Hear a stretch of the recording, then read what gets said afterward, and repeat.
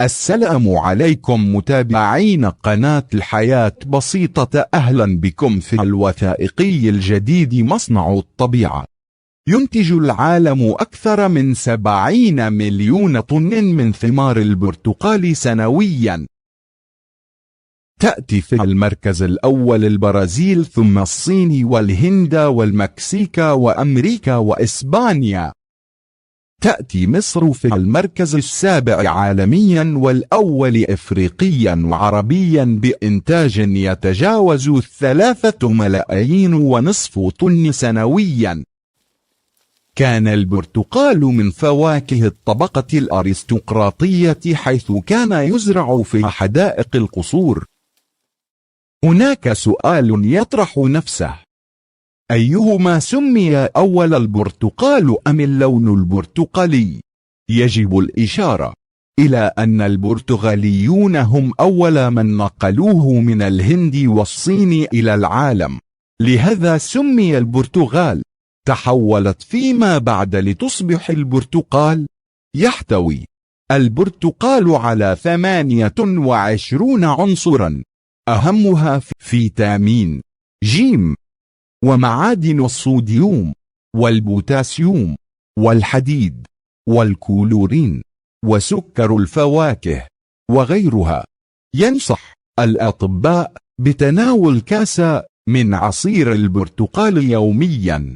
يعمل البرتقال كمضاد للأكسدة، يرفع المناعة، مضاد للالتهابات، يقلل الكوليسترول، يقلل الذبحات الصدرية والصدمات القلبية، يخفض الضغط، يساعد على امتصاص الكالسيوم، يقضي على كثير من الفيروسات. قشرة البرتقال لا تقل أهمية عن ثمرة البرتقال، حيث تحتوي القشرة على جميع العناصر بنفس النسبة. ملعقة واحدة من مسحوق قشرة البرتقال المجففة تعادل حبتان من البرتقال. يستخرج من قشر البرتقال زيتا يستخدم في تصنيع العطور ومستحضرات التجميل والأغذية، كما يستخدم القشر في تصنيع الحلويات والمربات.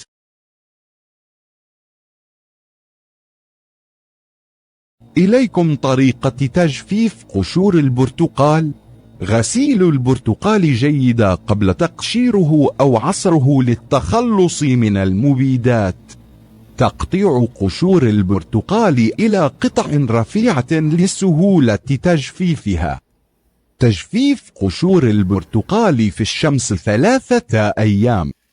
طحن قشور البرتقال في مطحنة التوابل. تخزين المسحوق في برطمان زجاجي. يستخدم المسحوق كتابل وفي عمل الكعكات والحلويات.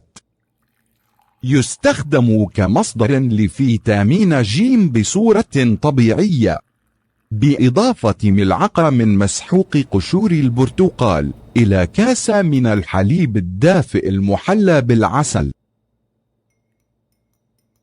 كما يمكنك إضافة قشور البرتقال إلى الشاي لإضافة النكهة الطبيعية. لا تنسى الإعجاب بالقناة. فعل زر التنبيه ليصلك كل جديد. كان معكم ماجد. السلام عليكم.